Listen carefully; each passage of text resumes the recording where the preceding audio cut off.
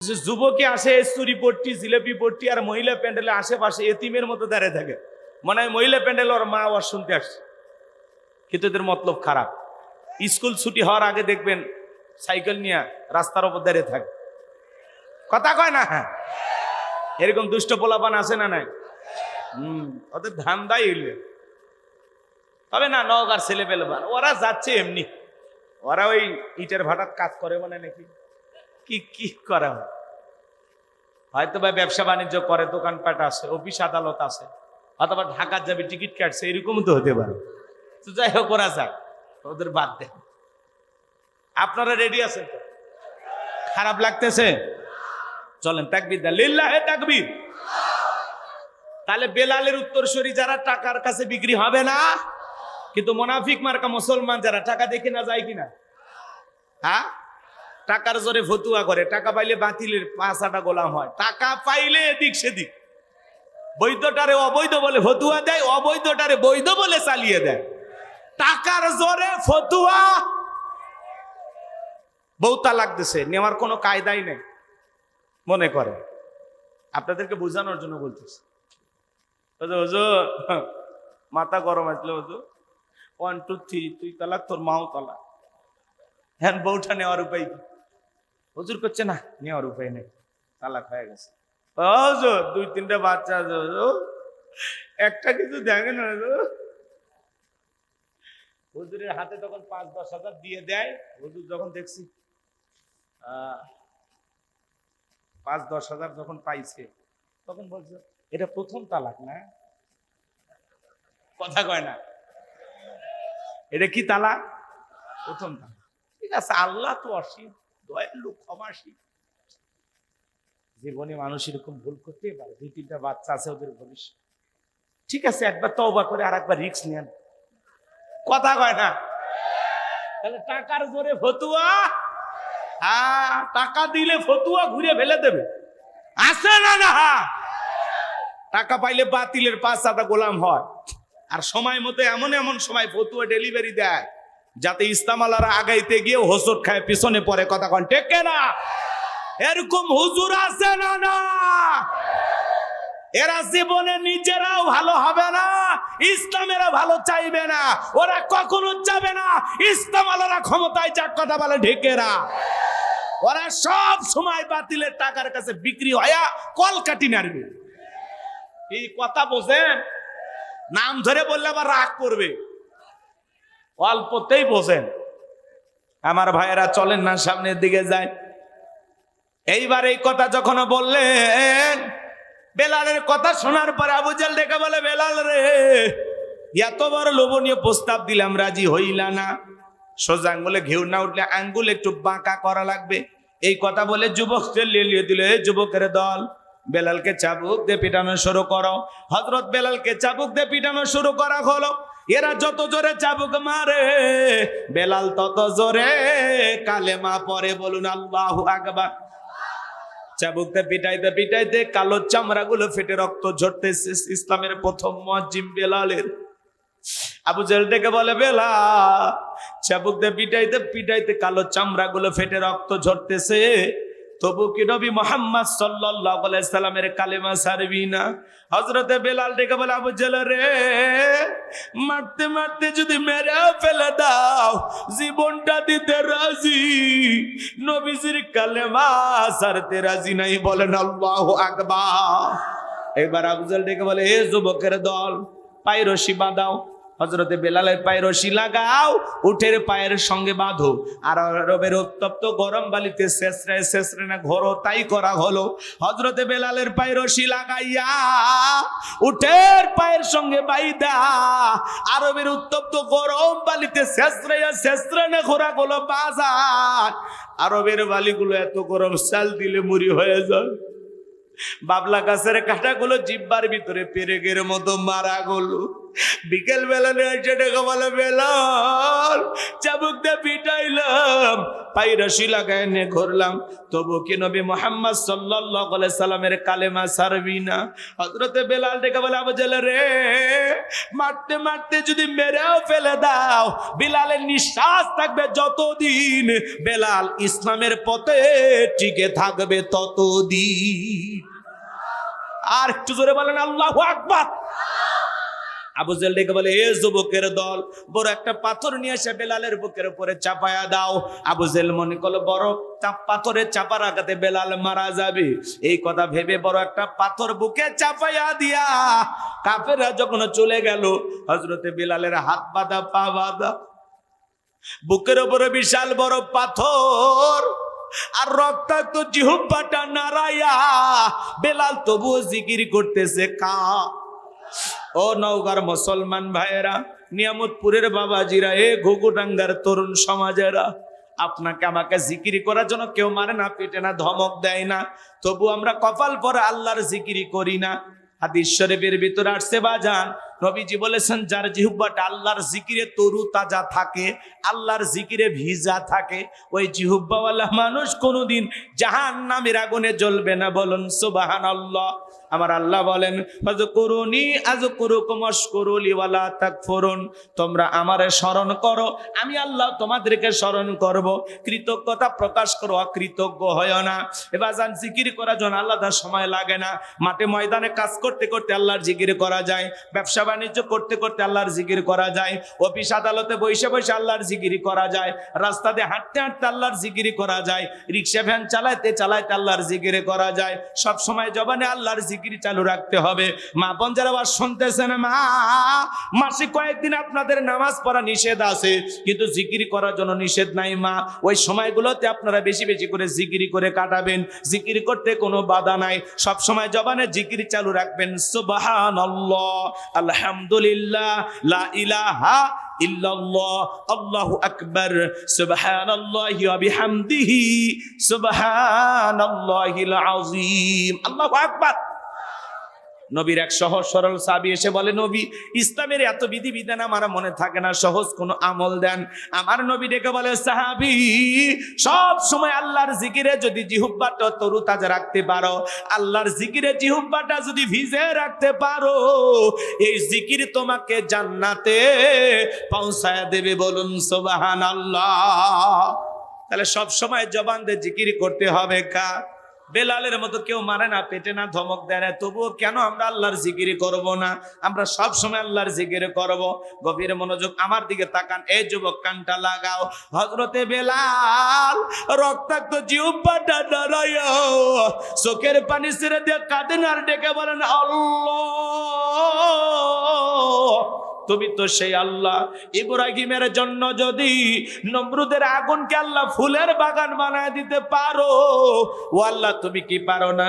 আমি বেলালের বুকের উপরে পাথর থাকার কারণে তোমার মতো মালিকের জিকির করতে বড় কষ্ট হয়, ও আল্লাহ তুমি কি পারো না আমি বেলালের বুকের পাথরটাকে তুলার মতো নরম বানায় দিতে?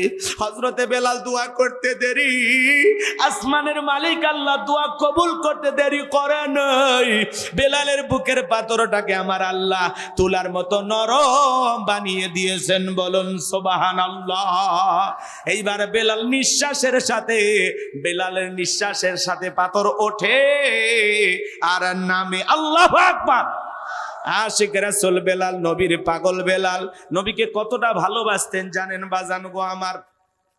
আহারে, নবী যখন মক্কা নগরীতে পথ চলতো, বেলাল একবার ডানে যায় আর একবার বামে যায়। নবী ডেকে বলে, বেলাল বুঝিনা একবার ডানে যাও একবার বামে যাও, কারণটা কি? হযরতে বেলাল ডেকে বলেন, নবী গো আমি ডান দিকে যাই আর মনে মনে ভাবি ওরা যদি ডান থেকে তীর নিক্ষেপ করে, ওই তীরটা যেন আমি বেলালের বুকের ভিতরে ঢোকে। আবার বাম দিকে যায়, মনে মনে ভাবি ওরা যদি বাম থেকে তীর নিক্ষেপ করে, ওই তীরটা যেন সর্বপ্রথম আমি বেলালের বুকের ভিতরে ঢোকে। আমি বেলাল মারা গেলে ইসলামের ক্ষতি হবে না, আপনি নবী মারা গেলে ইসলাম আর মাথা উঁচু করে সামনের দিকে দাঁড়াতে পারবে না। কাফেরা হলো আপনার শত্রু, কখন কোন দিক থেকে আক্রমণ করে আমি জানি না, এই জন্য আমি আপনার ডানে যাই আর বামে যাই। বলুন আল্লাহু আকবার। সেই বেলালের নির্যাতন জুলুমের কথা নবীর কান পর্যন্ত যখন পৌঁছে গেল, নবী তখন ডেকে বলল, আবু বকর, বেলালের কষ্টের কথা আমি আর সহ্য করতে পারি না, যাও যাও তুমি আমার বেলালের জন্য একটা কিছু করো। হযরত আবু বকর সিদ্দিক রাদিয়াল্লাহু তাআলা আনহু কয়েক গুণ দাম বেশি দিয়া গোলামের জীবন থেকে হযরত বেলালকে আজাদ করলেন, মুক্ত করলেন। বলুন আল্লাহু আকবার। এই যখন ইসলামের অবস্থা, একদিকে সন্তান হারানোর ব্যথা, কাফিরদের সমালোচনা, অন্যদিকে সাহাবায়ে কেরামদের উপর নির্যাতন ও জুলুম, এই জন্য নবীজির মনটা ভীষণ খারাপ। নবীর যখন মন খারাপ, নবীকে সান্ত্বনা দেওয়ার দায়িত্ব কার? আর একটু জোরে বলেন কার? আমার আল্লাহ ডেকে বলে, জিবরাইল, আমার বন্ধুর মা নাই, বাবা নাই, আমি ছাড়া আমার বন্ধুর কেউ নাই রে জিবরাইল। আমার বন্ধুর মনটা হয়েছে ভারী, আমি আল্লাহ সইতে নাহি পারি। লাহু মাহফুজ থেকে সূরা কাউসার নিয়ে যায় আমার বন্ধুর উপরে নাজিল করা তাড়াতাড়ি। বলুন আল্লাহু আকবার।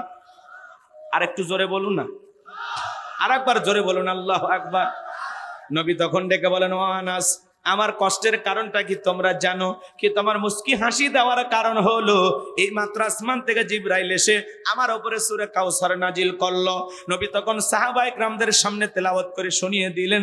জবান ছেড়ে সবাই আমার সঙ্গে আরেকবার তেলাওয়াত করুন, ইন্না আ'তাইনাকাল কাউসার ফাসাল্লি লিরাব্বিকা ওয়ানহার ইন্না শানিয়াকা হুয়াল আবতার। আল্লাহু আকবার। খারাপ লাগতেছে নাকি বাজান? আমার আল্লাহ রাব্বুল আলামিন বলেন, ইন্না আ'তাইনাকাল কাউসার, অবশ্যই আমি আল্লাহ পাক আপনাকে হাউজে কাউসার দান করেছি। এই পৃথিবীর অন্য কোন নবী রাসূলকে আল্লাহ রাব্বুল আলামিন হাউজে কাউসার দান করেন নাই। আপনার আমার নবীকে আল্লাহ রাব্বুল আলামিন হাউজে কাউসার গিফট করেছেন, হাউজে কাউসার দান করেছেন। বলুন সুবহানাল্লাহ। ইন্না আ'তাইনাকাল কাউসার, নিশ্চয়ই আমি আল্লাহ পাক আপনাকে হাউজে কাউসার দান করেছি। এই হাউজে কাউসারের পানি দুধের মতো সাদা, মধুর চাইতে মিষ্টি, পানির মতো ক্লিয়ার। ওই কঠিন কিয়ামতের ময়দানে যেদিন বিচার দিবস কায়েম হয়ে যাবে, বিচার দিবসের একদিন হবে 50,000 বছরের সমান।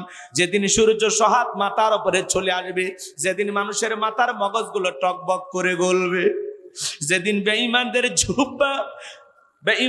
জিহ্বা নাভি পর্যন্ত ঝুলে আসবে, যেদিন পাহাড় পর্বত নদী নালা খাল বিল বিল্ডিং আমারত গাছ গাছালি কোনো কিছু থাকবে না। কুল্লু মান আলাইহা ফান, এই পৃথিবীর সব কিছু আল্লাহ তাআলা ধ্বংস করে দেবেন। ওই কঠিন কিয়ামতের ময়দানে যেদিন ভাই ভাইকে দেখে পালিয়ে যাবে, আমার আল্লাহ বলেন, ইয়াউমা ইয়াফিরুল মারউ মিন আখি ওয়া উম্মিহি ওয়া আবি ওয়া সাহিবাতিহি ওয়া বানি। আর একটু জোরে বলেন আল্লাহু আকবার। আমার আল্লাহ বলেন, সেদিন ভাই ভাইকে দেখে পালিয়ে যাবে, মাতা পিতা সন্তানকে দেখে পালিয়ে যাবে, স্ত্রী স্বামীকে দেখে পালিয়ে যাবে, কেউ কারো পরিচয় দেবে না। ওই কঠিন কিয়ামতের ময়দানে আল্লাহর আরশের ছায়া ছাড়া আর কোনো ছায়া থাকবে না। ওই ছায়ার ভিতরে আল্লাহ রাব্বুল আলামিন শাস্ত্রীয় মানুষকে ছায়া দান করবেন।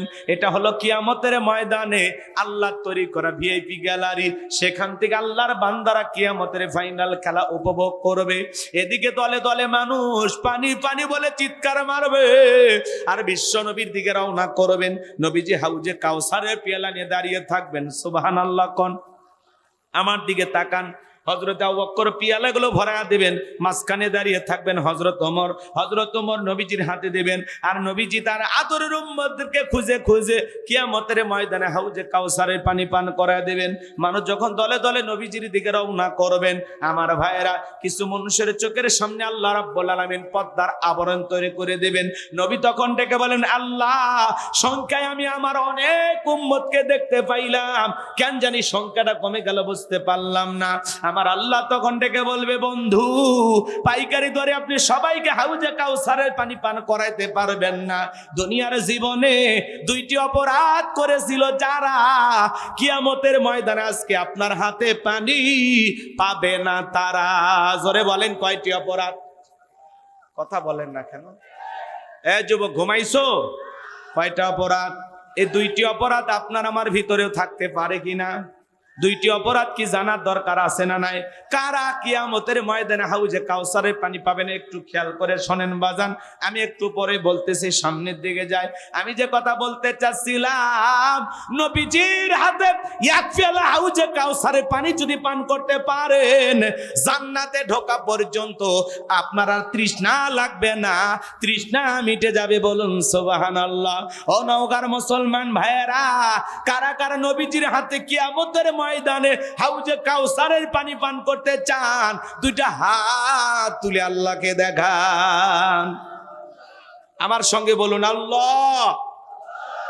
আমাদের সবাইকে কিয়ামতের ময়দানে নবীজির হাতে হাউজে কাউসারের পিয়ালার পানি পান করার তৌফিক দান করুন।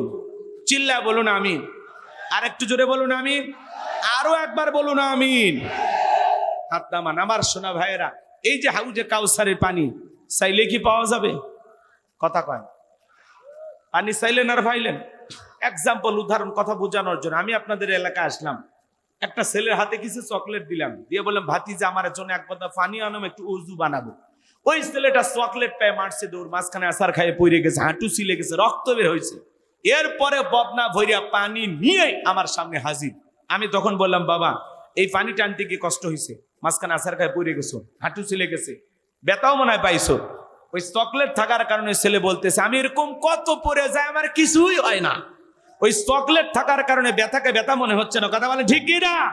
কিয়ামতের ময়দানে নবীজির হাতে এক পেয়ালা হাউজে কাউসারের পানি তকদিরে, নসিবে, কিসমতে, ভাগ্যে যদি জুটে যায়, কিয়ামতের কঠিন দিন আপনার কাছে কঠিন মনে হবে না, আল্লাহ সহজ করে দিবেন।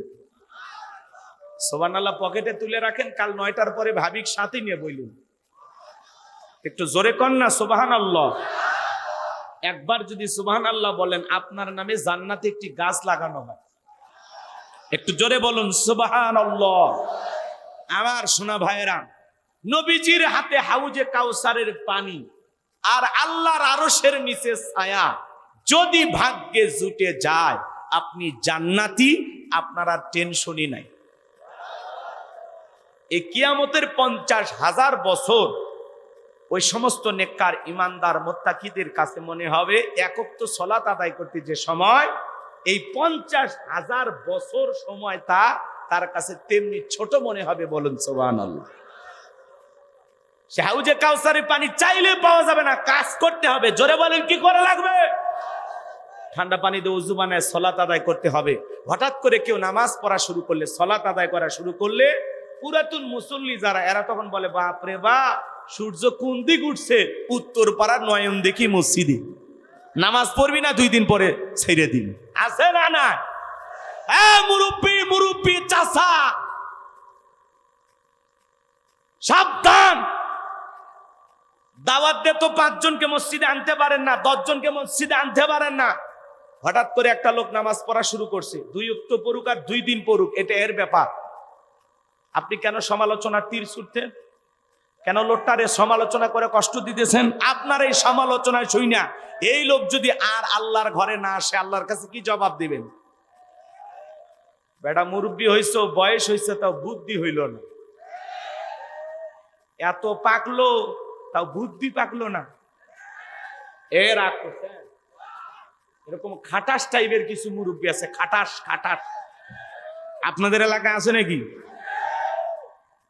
মুরব্বীদের অপমান করছি না। কেন আপনি একজন নামাজি আসলে কেন এই কথাটা বলেন? মনের মধ্যে এই কথাটা কেন বলেন জানেন? শয়তান আপনাদের দিয়ে বলায় নেয়। কথা কন। নামাজি 2 জন বেশি হয় মসজিদে, এতে আপনি খুশি না বেজা? তাহলে কেন বললেন যে নামাজ 2 দিন পড়বি না, ছাইরে দিবি?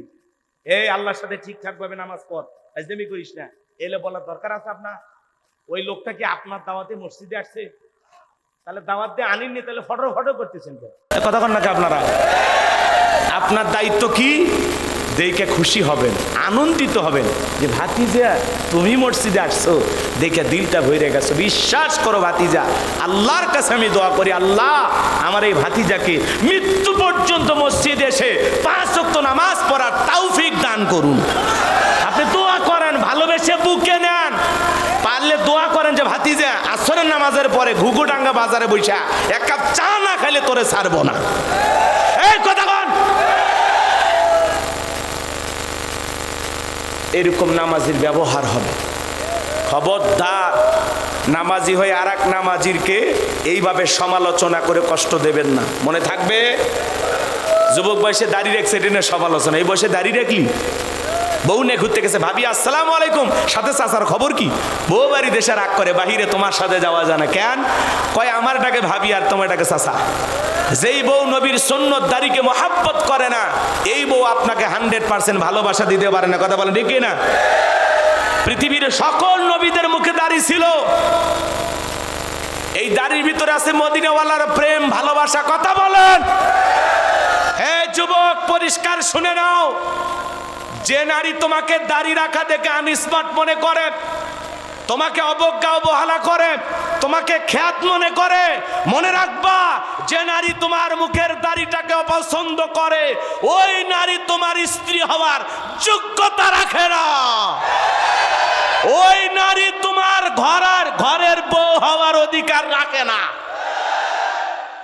ওর কাছে টিকটকার স্বামী লাগবে, ওর কাছে ইয়াবাখোর নিশাখোর লাগবে, অনলাইনে জুয়া খেলে এরকম যুবক লাগবে। ভালো ছেলে ওর ভাগ্যে জুটবে না, ওর ভাগ্যে জুটবে বিড়িখোর, গাঁজাখোর, ইয়াবাখোর, মদখোর, হারামখোর, লুচ্চা, বদমাইশ। ওর আর ভালো স্বামী জুটবি না। তাহলে দাড়ি কার সুন্নত? মদিনাওয়ালার সুন্নত। কার সুন্নত? আমাদের নবীর সুন্নত। টুপি খোলা যায়, জুব্বা খোলা যায়, দাড়ি এমন একটা সুন্নত 24 ঘন্টা লাগে থাকে। সুবহানাল্লাহ। তার মানে দাড়ি কাটা মানে 24 ঘন্টায় তোমার আমল নামায় গুনাহ লেখা হচ্ছে। আল্লাহ যুব সমাজকে হেদায়েত দান করেন। যুবক, মদিনাওয়ালার প্রেম ভালোবাসা যদি বুকে থাকে, আর দাড়িতে খুল লাগায় না, বেল লাগায় না।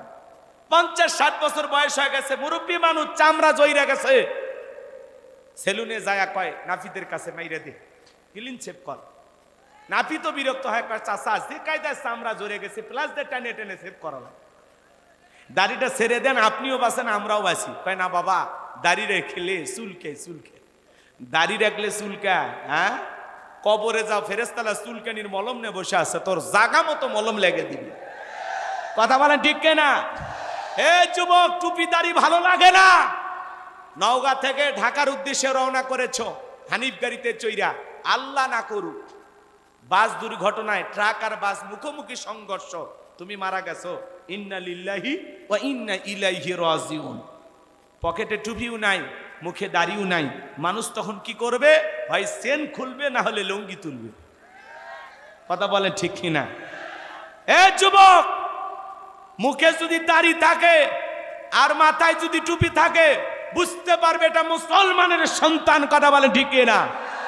কিন্তু মাথায় টুপিও নাই, মুখে দাড়িও নাই, মরার পরে তখন মানুষ ইজ্জত খুলে দেখবে মাথা কাটানো আছে না না। এই জন্য ভালো হয়ে যাও, সফরে বের হলে দুইটার একটা নিয়ে ঘোরো, হয় টুপি না হলে দাড়ি। কথা কন, যাতে মরার পরে তুমি যে মুসলমান এটা চিনতে সহজ হয়। আর আপনি যদি বলেন হ্যাঁ হুজুর মরার পরে দেখবি, ব্যাপার হলো, তাহলে আপনি আসলে একটা বেহায়া গো। আপনার লজ্জা নাই, শরম নাই। মরার পরে কেন দেখবে মানুষ? রাগ করতেছেন? বিরক্ত হয়েছেন? আল্লাহ আমার যুবক ভাইদের হেদায়েত দান করে। যুবক, দুইটা পা গায়ে দাও, আমি তোমাদের পা ধরে বলে যাই, আমি গুনাহগারের কথায় মদিনাওয়ালাকে ভালোবাসা, নবীর মহাব্বত আর দরদ ভালোবাসা নিয়ে এরকম কি 2-4 জন যুবক দাড়ি ছাড়া আজকে নিয়ত করলেন, হুজুর কথা দিলাম আর দাড়ি কাটবো না, নবীকে ভালোবাসে দাড়ি রাখবো হুজুর, আর কাটবো না। এরকম 2-1 জন কেউ আছেন? আজকের মাহফিল থেকে এরকম শপথ ওয়াদা দিতে পারবেন? আছেন কোন সোনা ভাই? ও যুবক, আর দাড়ি কাটবা না?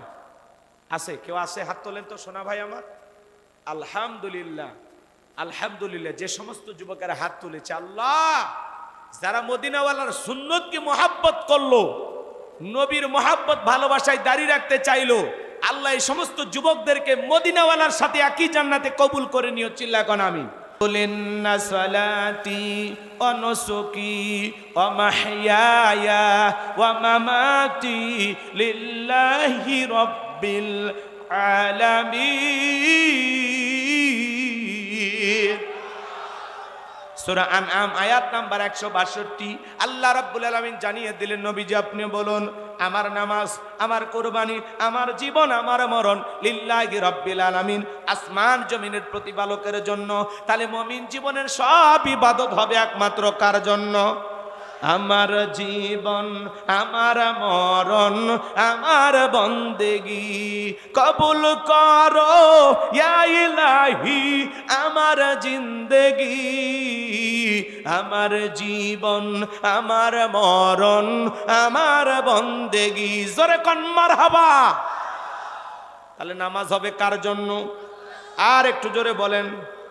যেমন তেমন নামাজ না, নামাজ নামাজের মতো হওয়া লাগবে। আমার আল্লাহ রাব্বুল আলামিন বলেন, ফালইয়াবুদু রাব্ব হাযাল বাইত আল্লাযী আত'আমাহুম মিন জু' ওয়া আমানাহুম মিন খাউফ।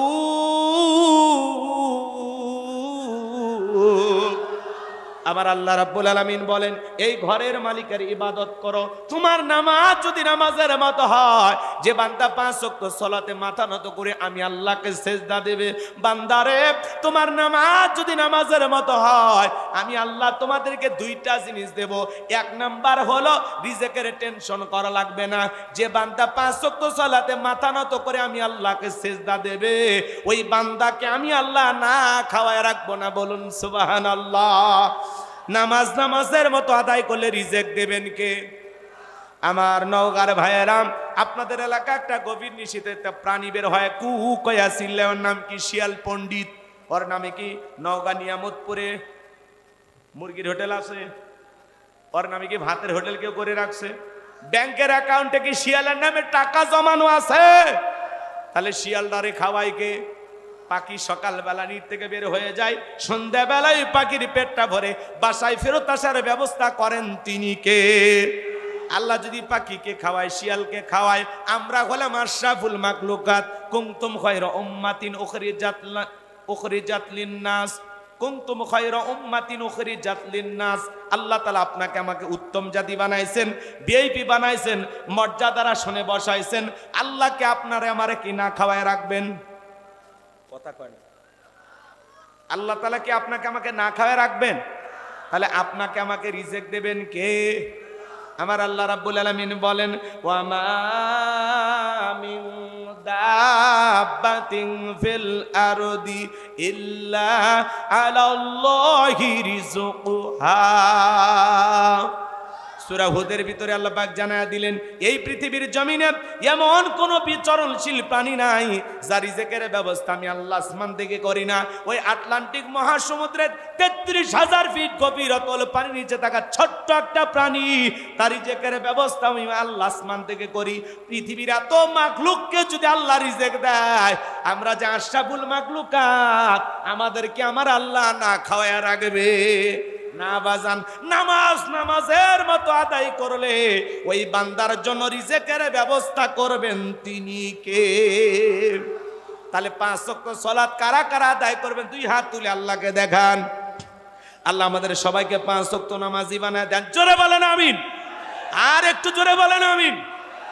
হাত নামান আমার সোনা ভাইয়েরাম। 2 নাম্বার হলো ও আমানাহুম মিন খাউফ। আল্লাহ সকল ভয় থেকে নিরাপত্তা দিবেন। সমাজে ভয় আছে না নাই? মুফতি আমির হামজা এমপি হয়ে গেল, বাতিলদের ঘুম হারাম। হুজুরেরা সংসদে ঢুকতেছে আর রামবামেরা জ্বলতেছে, নাস্তিকেরা ইসলাম বিদ্বেষীরা জ্বলতেছে। কথা কর। আলেমেরা 2-4 জন গেছে, সামনে আরো যাবে ইনশাআল্লাহ। সময়ের পরিবর্তন হবে। কি সুন্দর সব টুপি পরে বসে থাকে, ভালো লাগে না? মুফতি আমির হামজা ভাই বলতেছে, গতকালকে কথা হলো, বলতেছে মাওলানা আমি এর আগে বুঝতাম না যে এমপি মন্ত্রীর এতটুকু টাকার মালিক কেমনে হয়। এই কয়েকদিনে যে পরিমাণে আমার কাছে ঘুষের টাকার অফার আসছে, এমনি 5 বছরে মানুষকে হাজার হাজার কোটি টাকার মালিক হয়। এই কয়েকদিনে আমার কাছে শত শত কোটি টাকার অফার আসছে। খালি হুজুর মানুষ দেখে আর আল্লাহর ভয় আসে, এই জন্য আমি তো এগুলো নাড়ব না। আল্লাহ কি আমারে কম দেশে? আমার সম্পদ আরো কমবে, বাড়ার কোনো কায়দা আমি দেখতেছি না। কারণ আমি ওয়াদাবদ্ধ, আমি একটা আদর্শের রাজনীতির দল করি, আমি আমার আল্লাহকে ভয় করি। কথা বলেন। মুফতি আমির হামজা ভাইকে 50 কোটি টাকা অফার করা হয়েছে। এছাড়াও বিভিন্ন ভাবে যেখানে হাত দেই হুজুর এটা আপনার কাজ না, আপনি কেন এখানে নাক গলাচ্ছেন? কথা কি বুঝতে পারতেছেন? আমাদের ভাই, আল্লাহর কাছে দোয়া করি আল্লাহ যেন তাকে ভবিষ্যতে মন্ত্রী হওয়ার তৌফিক দান করে। এবার এমপি হয়েছে, ভবিষ্যতে কি হবে? মন্ত্রী হবে। আল্লাহ কবুল করেন। জোরে খান আমি। অধ্যাপক নুরুল আমিন ভাই, আপনারা অনেক ওয়াজ শুনছেন না? এই নওগাঁ, নিয়ামতপুর, চাঁপাই নবাবগঞ্জে অনেক প্রোগ্রাম করছে। আমি অনেক মহাব্বত করি, আমার হৃদয়ের মানুষ অধ্যাপক নুরুল আমিন সাহেব। আল্লাহ ওনারেও সম্মান দিয়ে এমপি বানাইছে। ওই যেখানে শিরিন শারমিন ছিল স্পিকারের আসন, সেটা হুজুর দখল করছে। মারহাবা খা। আলহামদুলিল্লাহ আমরা পরিবর্তন দেখতে পাচ্ছি। কথা বলেন ঠিক কিনা? এই 2-4 জন যারা গেছে, এনারা থাকলে তো প্রতিবাদ করার মতো একটা অবস্থা আছে। এই দেশে ইসলামের বিরুদ্ধে কোনো কিছু তারা করতে দেবে না। কথা বলে ঠিক কিনা? সংসদ দেখার জন্য মানুষ অপেক্ষায় আছে যে কখন হুজুরেরা বক্তব্য শুরু করে। সমালোচনা যারা করে ওরা জ্বলতেছে, ওরা জ্বলুক, ওরা ফুলুক, ওরা ফাটুক, চিরুক, কিচ্ছু দেখার নেই। হুজুরেরা এগিয়ে যাচ্ছে, সামনে আরো এগিয়ে যাবে ইনশাআল্লাহ। যতগুলো আলেম গেছে আল্লাহ যেন সব আলেমের সম্মান আরো বাড়ায় দেন। একটু জোরে বলেন আমিন। আজান হচ্ছে, থেমে যায়, কি সুন্দর, আমাদের দেখে ভালো লাগতেছে। আমার ভাইয়েরা, কষ্ট হচ্ছে নাকি আপনাদের? তাহলে আমি যে কথা বলতে চাচ্ছিলাম যে যদি একবার নামাজের ন্যূনতম বিল বাংলার পার্লামেন্টে পাশ হয়, আমরা খুশি না বেজা? নামাজ কি মুসলমানদের জন্য না অমুসলিমদের জন্য? তাহলে শরিয়ার আইন যদি চালু হয়, এটা কার জন্য? মুসলমানের জন্য। কথা বলে ঠিক কিনা? স্বাধীনতার 54 বছর কেটে গেল, চুরি বন্ধ হয়নি, টেন্ডারবাজি, চাঁদাবাজি, খুন ধর্ষণ বন্ধ হয়নি। মনে রাখবেন, এই দেশে যদি চুরি বন্ধ করতে চান, লাগবে কার আইন? আজ থেকে 1500 বছর আগে আল্লাহ আইন দিয়েছেন, ওয়াসসারিকু ওয়াসসারিকাতু ফাকতাউ আইদিয়াহুমা জাযাআম বিমা কাসাবা নাকালাম মিনাল্লাহ। সূরা মায়দার 38 নম্বর আয়াতে আল্লাহ আইন দিয়েছেন, চোর পুরুষ হোক আর নারী হোক, আল্লাহর বিধান, আল্লাহর ফয়সালা। অপরাধ যদি প্রমাণিত হয়, চোরের হাত কেটে দাও। একটা চোরের হাত কেটে সোশ্যাল মিডিয়ার মাধ্যমে যদি আমরা ফালাও করে প্রচার করতে পারতাম, বাংলার পার্লামেন্টে আইন পাশ করা হয়েছে, চুরি করলে চোরের হাত কেটে দেওয়া হবে। একটা চোরের হাত কেটে দেন, 24 ঘন্টায় বাংলাদেশে চুরি বন্ধ হবে। এত র্যাব, এত প্রশাসন, এত সেনাবাহিনী লাগবে না। আজকে দোকানে সিসি ক্যামেরা, বাসার ভিতরে সিসি ক্যামেরা, এর ভিতরে চুরি বন্ধ হয় না। কয়েকদিন আগে সিসি ক্যামেরায় দেখছেন এক চোর চুরি করতে গেছে, বিদ্যুতের বাতি অফ করতে গিয়ে কলিং বেলে চাপ দিছে। চোর ভাইকে মারছে দৌড়, যে চাপ দিছি কই রে?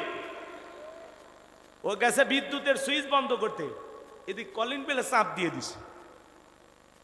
কথা কয় না, কথা কয় না। দেখছেন সিসি ক্যামেরায়, দেখছেন? এই সিসি ক্যামেরা থাকার কারণে সেদিন দেখছেন হাইরে এক দোকানদার একেবারে দোকানের ভিতর থেকে গেঞ্জি খুলে নিয়ে যাচ্ছে, কয় চাঁদা দিব নাকি। যারা এই সমাজে চাঁদাবাজি খায়, এরা হলো প্রতিবন্ধী। এরা কি? এরা হলো এই সমাজের প্রতিবন্ধী ভিক্ষুক। এদের রোজগার করার ক্ষমতা নাই, এরা প্রতিবন্ধী ভিক্ষুক। এজন্য বাজান, এদেশে চুরি বন্ধ করতে হলে লাগবে কার আইন? দেখতেছেন না, চোর চুরি করবে যা সিসি ক্যামেরা পর্যন্ত নিয়ে যাচ্ছে। তা আল্লাহর আইন চালু হলে এই সমাজে এগুলো থাকবে না। আর আমাদের সমাজে কেন নেতারা আল্লাহর আইন চালু করে না জানেন? কারণ নেতারা জানে, বিগত 16 বছরে দেখেছেন যারা ক্ষমতায় ছিল 11 লক্ষ কোটি টাকা দুর্নীতি করে বিদেশে পাচার করেছিল। কথা বলেন ঠিক কিনা? নেতা জানে যদি আল্লাহর আইন চালু করা হয় তাহলে বেগম পাড়া বানানো যাবে না, দেশের টাকা বিদেশে পাচার করা যাবে না। কথা বলেন ঠিক কিনা? ওই যে গ্রাম অঞ্চলে আঞ্চলিক ভাষা একটা কথা আছে, সরিষাই ভূত। নেতা আল্লাহর আইন চালু করে না, নেতা জানে যে পরিমাণে দুর্নীতি করে দেশের টাকা বিদেশে পাচার করি, প্রথম হাত নেতার কাটা যাবে। নেতা জানে আল্লাহর আইন চালু করলে দুর্নীতি করার আর কোনো লাইন ঘাট, পুরো লাইন ঘাট বন্ধ, মদ খাওয়া বন্ধ। কথা কয় না? বোতল খাওয়া হবে না, হোটেলে নারী নিয়ে ঘুমানো যাবে না, নেতারা নষ্টামি করার জায়গা থাকবে না। এই জন্যই রামবাম বলেন আর বেঈমানেরা বলেন ওরা কখনো এই দেশে ইসলাম কায়েম হোক, আল্লাহর আইন চালু হোক, এটা ওরা চায় না। এখন আমি এই কথাগুলো বললে আপনারা কি রাগ করছেন? এজন্য হক কথা কইলেই দোষ, রাগ করেন? এখন উচিত কথা যদি কই পিঠের ওপর দেয়া যাবি মই, এ আনন্দে কিছু লোক কিনা খাবে বগুড়ার স্পেশাল দই। কথা বলেন ঠিক না? যত দোষ নন্দ ঘোষ, সত্যটা বললে দোষ, করলে অন্যায়ের প্রতিবাদ, নামটা হবে তোমার মৌলবাদ, নামটা হবে তোমার জঙ্গিবাদ। এই জমিনে আল্লাহর আইন চালু হোক, কারা কারা চান হাত তুলে দেখা। লিল্লাহি তাকবীর, লিল্লাহি তাকবীর। জমিন যার, আইন চলবে সে আল্লাহ। আল্লাহ যেন সেই দৃশ্য আমাদেরকে চর্ম চোখে দেখার সুযোগ করে দেয়। একটু জোরে বলেন আমিন।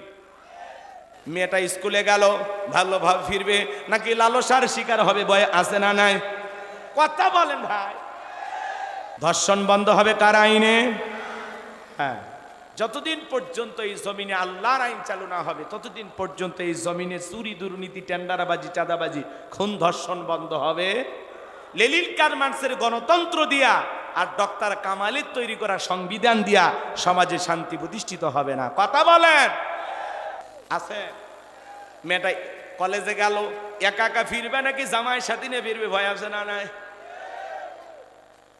আপনি বিকাশের দোকানদার, নওগাঁ শহর থেকে পকেটের মধ্যে 5 লাখ টাকা নিয়ে আপনার এই গ্রামের নাম ঘুঘুডাঙ্গা, এই গ্রামে আসবেন, মনে মনে ভাবতেছেন আল্লাহ রাত 2টা 3টা বাজে, পকেটে 5 লাখ টাকা, এই টাকা নিয়ে ঘুঘুডাঙ্গা পর্যন্ত যাইতে পারবো নাকি চোর টাকা ছিনতাইকারীর কবলে পড়ে টাকা যান 2টা হারাবো, ভয় আছে না না?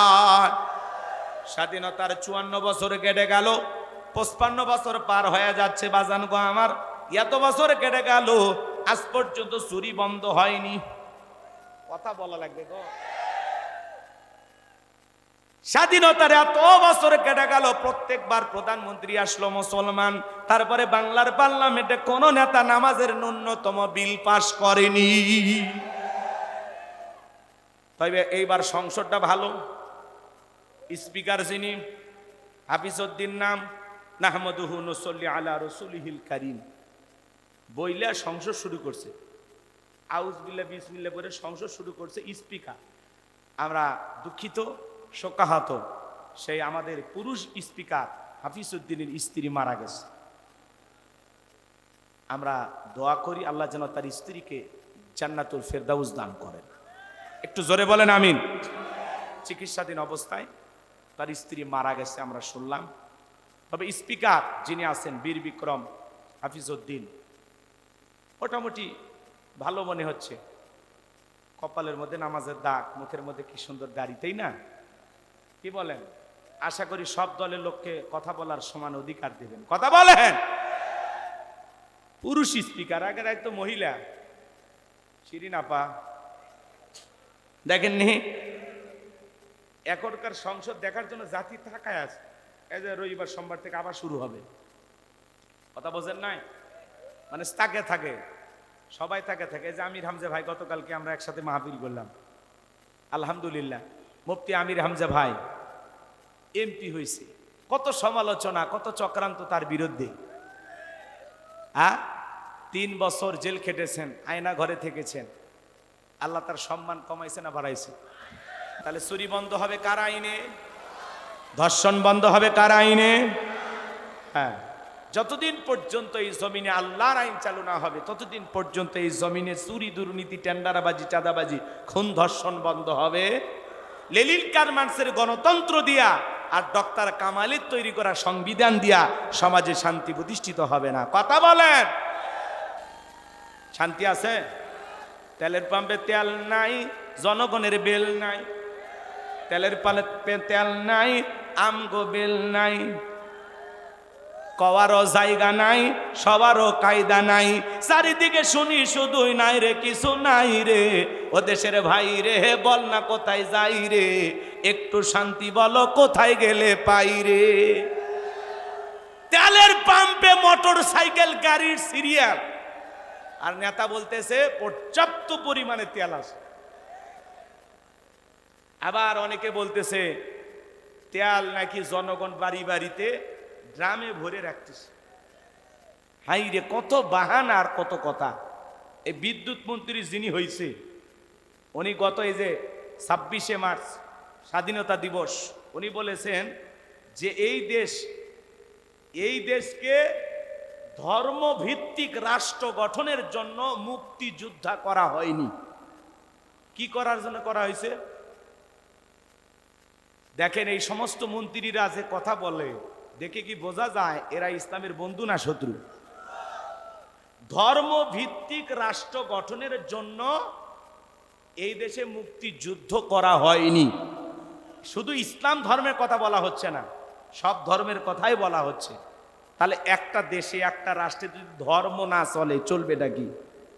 মানুষ তো ধর্মের অনুসরণ অনুযায়ী চলবে। কথা বলেন না কেন?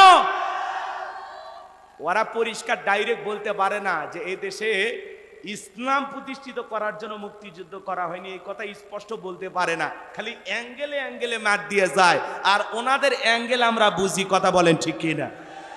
এই জন্য মন্ত্রী কেবল মন্ত্রী সাহেব, বিদ্যুৎ মন্ত্রী হয়েছেন, সময় মতো বিদ্যুৎ দেন, সময় মতো জনগণকে পেট্রোল দেন, অকটেনের কথা চিন্তা করেন। ধর্ম নিয়ে তো নাক গলানোর দরকার নাই।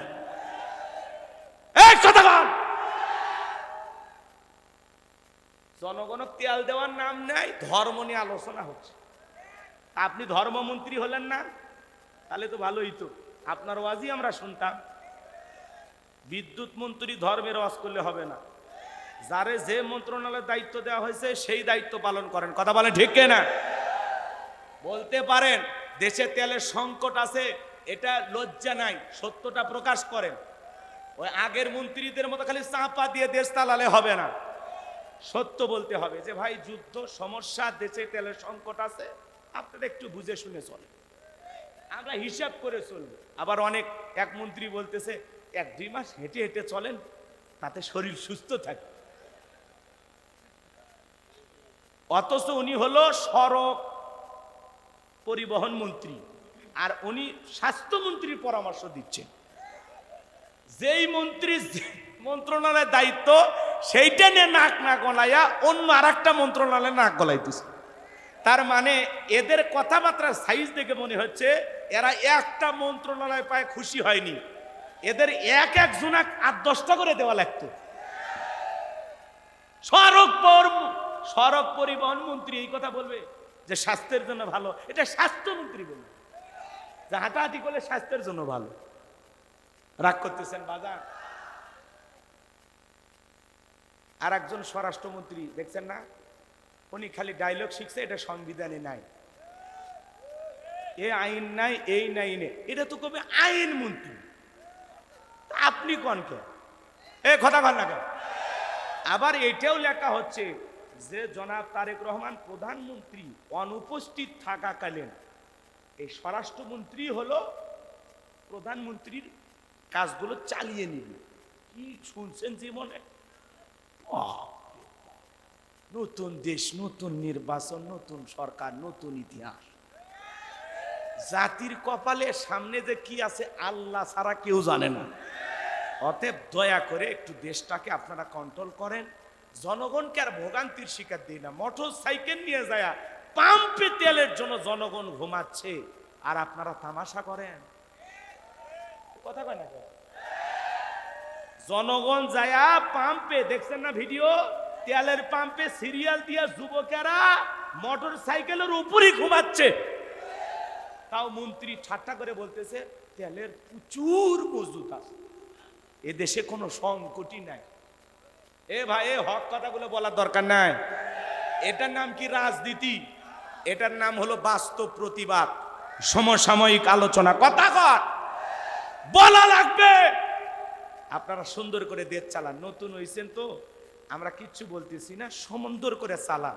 ঘাটতি হইলে দয়া করে বইলেন, আমরা একটু দেখে শুনে চলবো। কি বলেন? তখন গাড়ি ঘোড়া বাদ দিব, হাঁটবো নাকি যাওয়াই 2-3 দিন বন্ধ করে দেব, আমরা বিকল্প কিছু ভাববো। কিন্তু সংকট থাকলে দয়া করে বলবেন, খালি চাপাবাজির মধ্যে রাখবেন। কারণ এই দেশের মানুষ মাছে ভাতে বাঙালি। কথা বলেন?